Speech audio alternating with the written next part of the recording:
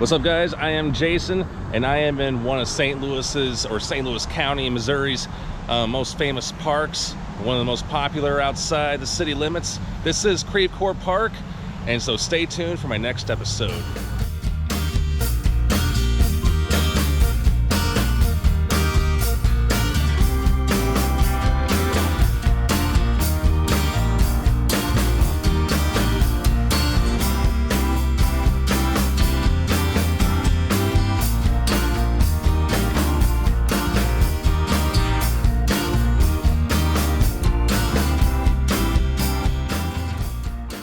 I am Jason, and thank you for tuning in to this episode of Historically Marked. And I am in the grounds, I'm on the grounds of Creve Coeur Lake Memorial Park, which again is one of the most popular places for families, teenagers, people of all ages to go in St. Louis County. This is more along the West County side, like not too far from Creve Coeur and Maryland Heights, Missouri, among some of the other municipalities. But it is mid-September 2020, so the swimming days are over, but there are people that still treat this like a beach. And of course, this year, 2020, during the COVID pandemic, it was obviously a different experience because, yeah, people, you know. But anyway, people still boat on this, and they have been doing this for over 100 years, and there are a couple or two or three or four different markers that I found here on these grounds, so I will show them to you right away. Here we go. As you can see, there are plenty of people enjoying this nice September day. Some are biking, some are cycling, some are boating and walking their dogs along this trail. And speaking of the trail, it's part of the Great Rivers Greenway, and the first marker we're about to see, we're approaching, and it is part of Great Rivers Greenway. So let's take a look. This is where a lot of people load their boats. And there's that marker. I will go ahead and show it to you. And this one is about the water trail, which goes mostly around the lake. And from where I'm standing, you can also see the Page Avenue Bridge. Now, there are some nature parts of this trail, or I'm sorry, on this marker. It talks a lot about the fauna, the flora. And we will go to Dripping Springs shortly after this. And this, of course, here is the marker.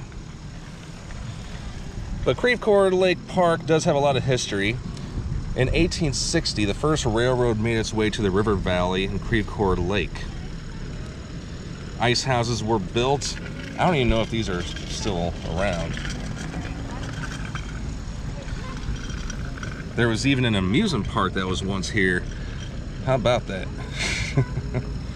And we are going to be going to that streetcar line power station later in this video, but as it says right here, there was a streetcar line that from the United Railway Company that went from here to Delmar Gardens, because a lot of city folk, they wanted to escape the heat and have a little fun. So the streetcar line, obviously this was before cars and automobiles of some sort.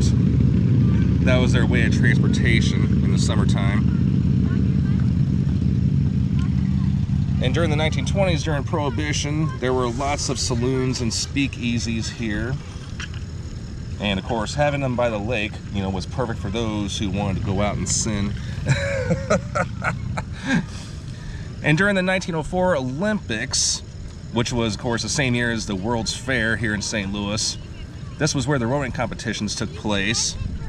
And it says here, the U.S. took a total of 13 medals, including 5 gold, to Canada's 1 silver medal. And keep in mind, not a lot of countries competed here at the time, meaning at the Olympics.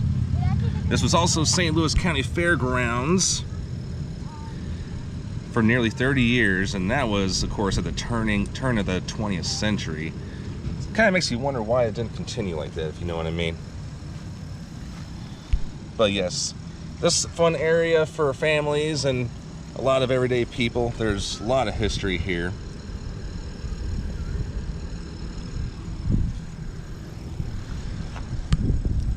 So now I'm going to go down the trail and take you to Dripping Springs, which is not too far. I think you'll be amazed by the history of that. And there is a sign that says no swimming, but people can still boat and raft and do all kinds of things, maybe sit here on the beach. and it is mid-September. It's still kind of warm out here, but it's going to get cooler, goes without saying. And as I'm walking towards Dripping Springs area, I do notice that the shelter is named after Taco Bell, which we all know is a popular fast food chain. So I'm kind of wondering the story behind this. So if anyone does know anything about Taco Bell shelter and why they required the rights to this pavilion area, let me know in the comments. All right, moving on. And here is that Dripping Springs sign, or marker, I call it. And for those who are wondering why this community is named Creve Coeur, and by the way, this whole suburb of St. Louis gets its name from, of course, the lake. But the name Creve Coeur literally translates in French, meaning broken heart. And if you can see the sign, I'll just go ahead and read it to you. Scene of the tragic death of the lovelorn Indian girl whose broken heart is said to have given the lake its sorrowful name, Creve Coeur. And I will show you that area right now. It is to the right of me.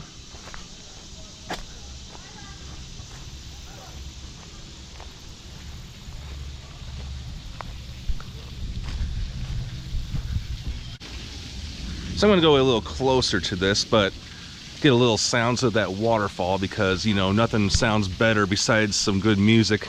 Nothing like a waterfall, right? Especially when, you know, in the coming months it's about to get colder, kind of the last dog days of summer here in mid-September. But obviously it is not recommended that people climb this. And this is, according to a very common local legend, this was the site of a tragic suicide, as the sign says. The Indian princess who reportedly did was named, I don't know if I'm saying this right, Memetanwish. I'll just put it down below. She was in love with a fur trapper, but her father forbid her to see him. Unable to cope with her father's decision, she leapt off these springs. So that pretty much sums it up.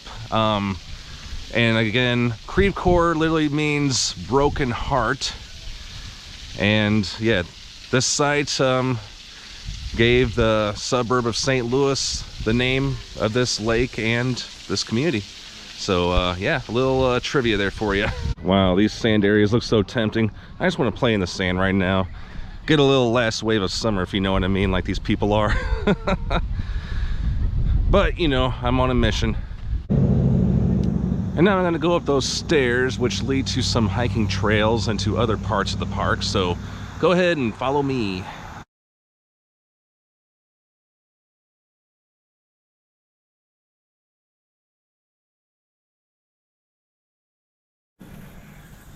So I'm on this hiking trail, which is also a biking trail, and I'm seeing many of these ghost structures.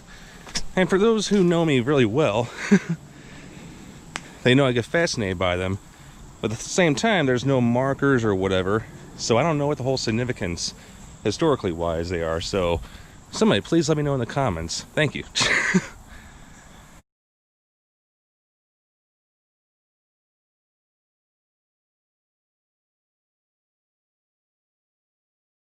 In another part of Creve Coeur Lake Park is this building that once served as a power substation for the Creve Coeur Lake streetcar line, which went all the way to Delmar Boulevard. In other words, present-day Delmar Loop. There is another historical marker, which I hope to do sometime in the future, that is in Overland, Missouri, which also highlighted the tracks of the streetcar. But this is where it all ended, and I will show you the marker.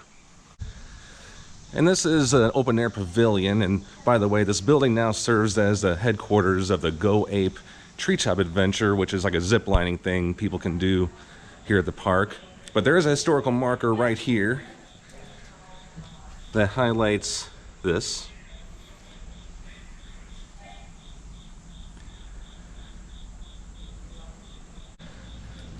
And so that pretty much does it as far as this area of the park.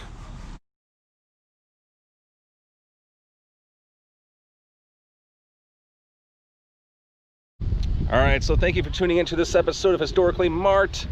Maybe next year our lives will get back to normal. Everybody will have their fun here at this popular summer spot. This is Jason from Creve Coeur Lake Memorial Park.